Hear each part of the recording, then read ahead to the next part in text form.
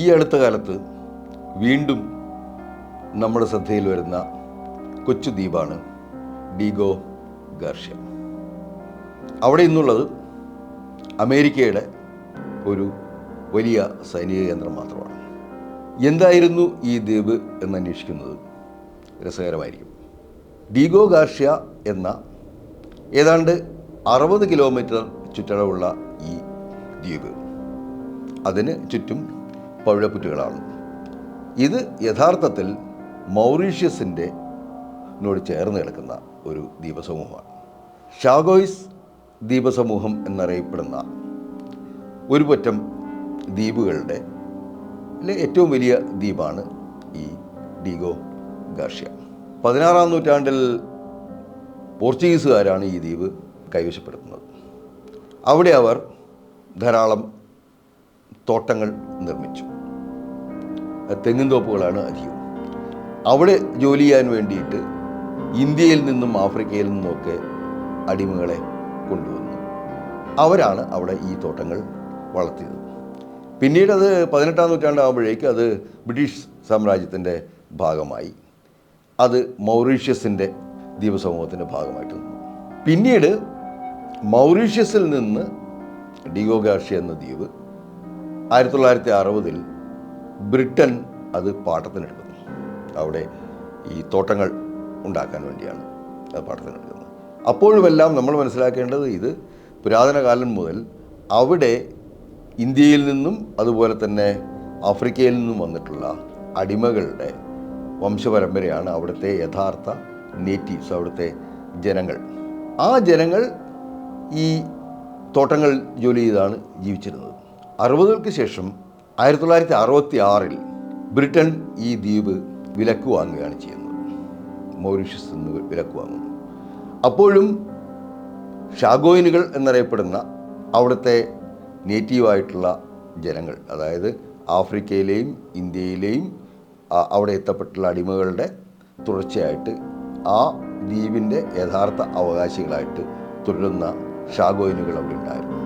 അപ്പോൾ 66-ൽ ഈ ലീസിന് മേടിച്ചു എന്ന് പറയുന്നുണ്ട്. അതുപോലെ ഇത് വാങ്ങി, വിലക്ക് വാങ്ങി എന്നും പറയുന്നുണ്ട്. 71-ൽ ഈ ദ്വീപ് അമേരിക്കക്ക് ബ്രിട്ടൻ കൈമാറുകയാണ്. യുണൈറ്റഡ് സ്റ്റേറ്റ്സ് ഓഫ് അമേരിക്കയ്ക്ക് ഈ ദ്വീപ് കൈമാറുമ്പോൾ അതിന് പ്രതിഫലമൊന്നും വാങ്ങിയില്ല എന്നാണ് ബ്രിട്ടൻ പറയുന്നതെങ്കിലും ദ്വീപ് കൈമാറുന്നതിൻ്റെ ഫലമായിട്ട് ധാരാളം യുദ്ധവിമാനങ്ങളും മറ്റു പടക്കോപ്പുകളും ബ്രിട്ടൻ ലഭിച്ചു എന്നാണ് പൊതുവെ വാർത്തകൾ വന്നിരുന്നത്. അങ്ങനെ 71-ൽ ഈ ദ്വീപ് കൈമാറി കഴിയുന്നതോടുകൂടിയിട്ട് ഷാഗോയിനുകൾ എന്ന അവിടുത്തെ നേറ്റീവ് ആളുകൾ, അവർക്ക് ആ ഭൂമിയിലുണ്ടായിരുന്ന എല്ലാ അവകാശവും നഷ്ടപ്പെടുകയാണ്. അവരെ രായ്ക്ക് രായ്മാനം തന്നെ ഇപ്പോൾ നമ്മൾ ഗാസയിലും പലസ്തീനിലും ഒക്കെ അമേരിക്ക ചെയ്യുന്നത് പോലെ തന്നെ അവർ നാട് കിടത്തി അവരെ മൗറീഷ്യസിലെ ജയിലുകൾ കൊണ്ട് താമസിപ്പിക്കുകയാണ്. അതായത് ഡീഗോ ഗാർഷ്യ എന്ന ദ്വീപിൽ നൂറ്റാണ്ടുകളായി താമസിച്ചു വരുന്ന അവിടുത്തെ ആദിമ ജനതയെ പൂർണ്ണമായും അവിടെ നിന്ന് ഒരു രാത്രി കൊണ്ട് മൗറീഷ്യത്തിലെ ജയിലുകളിൽ കൊണ്ടുപോയി അധിവസിപ്പിക്കുകയും അതുപോലെ തന്നെ അത് കഴിഞ്ഞിട്ട് അവരെ പല രാജ്യങ്ങളിലായിട്ട് വിഭജിച്ചു.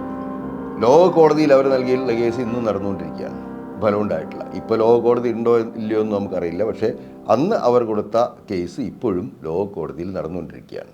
അവർക്ക് നഷ്ടപരിഹാരമായി ഒന്നും തന്നെ നൽകിയിട്ടില്ല. അവർ പുനരധിവസിക്കപ്പെട്ടിട്ടില്ല. അതും അത്രയധികം ജനങ്ങളൊന്നുമില്ല. അന്ന് 2000-ത്തിലധികം ജനങ്ങൾ മാത്രമാണ് അവിടെ ഉണ്ടായിരുന്നത്.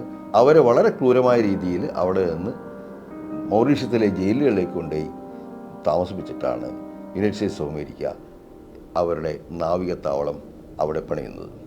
ഈ നാവികത്താവളം അവിടെ പണിയാനുള്ള കാരണം എന്താണെന്ന് വെച്ച് കഴിഞ്ഞാൽ ഇത് ഏഷ്യയുടെ എല്ലാ ഭാഗങ്ങളിലേക്കും അവർക്ക് ആയുധങ്ങൾ എത്തിക്കാനും അതുപോലെ അവരുടെ സൈന്യങ്ങളെ കൺട്രോൾ ചെയ്യാനും പറ്റുന്ന ഒരു പ്രദേശമാണ് ഡീഗോ ഗാർഷ്യ. കാരണം അവിടെ നിന്ന് 1600 കിലോമീറ്റർ ദൂരത്താണ് ഇന്ത്യ. അതുപോലെ തന്നെ ശ്രീലങ്ക, മാലിദ്വീപ്, ലക്ഷദ്വീപുകൾ, അതുപോലെ മൗറീഷ്യസ് എല്ലാം തന്നെ വളരെ അടുത്ത് കിടക്കുന്ന രാജ്യങ്ങളാണ്. അപ്പോൾ ഏഷ്യയിലെ ഏതു വിധത്തിലുള്ള സൈനിക നടപടികളും നിയന്ത്രിക്കാൻ ഈ ദ്വീപിൽ നിന്ന് അമേരിക്കയ്ക്ക് സാധിക്കും. അതിനാലാണ് ബ്രിട്ടനിൽ നിന്ന് വില കൊടുത്ത് ഈ ദ്വീപ് അമേരിക്ക വാങ്ങുന്നതും അവിടെ ഉണ്ടായിരുന്ന എല്ലാ മനുഷ്യരെയും ആദിമ സംസ്കാരത്തിൻ്റെ ഭാഗമായിട്ട് അവിടെ ഉണ്ടായിരുന്ന എല്ലാ പൗരന്മാരെയും അവിടെ നിന്ന് അവർ നാടുകടത്തി. അങ്ങനെയാണ് ഈ ദ്വീപ് അമേരിക്കയുടെ കൈവശം വരുന്നത്.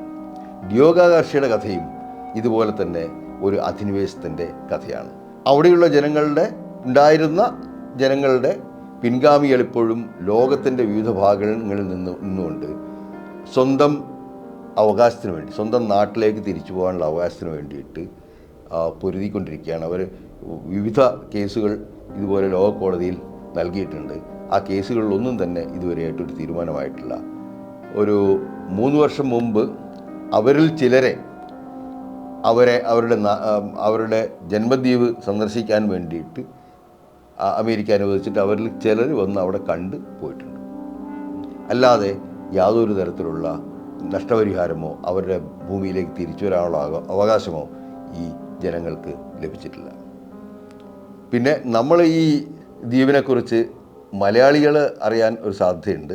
കാരണം മഞ്ഞവെയിൽ മരണങ്ങൾ എന്ന് പറയുന്ന ബെന്യാമിൻ്റെ നോവലിൽ ഈ ദ്വീപിൽ ആണ് സംഭവങ്ങൾ നടക്കുന്നത്. അത് ജനവാസമുള്ള കാലത്ത് നടക്കുന്നതായിട്ടാണ് അതിൽ ചിത്രീകരിച്ചിരിക്കുന്നത്. ഈ 71 മുമ്പ് ദ്വീപിൽ ജനവാസം ഉണ്ടായിരുന്ന കാലത്ത് നടക്കുന്ന സംഭവങ്ങളായിട്ടാണ് അതിലെ കാര്യങ്ങൾ ചിത്രീകരിച്ചിരിക്കുന്നത്.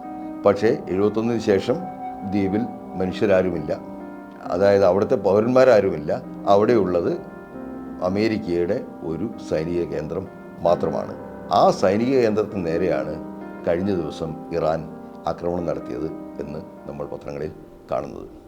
ഇതാണ് ഡിയോഗ ഗാർഷ്യയുടെ ചരിത്രം.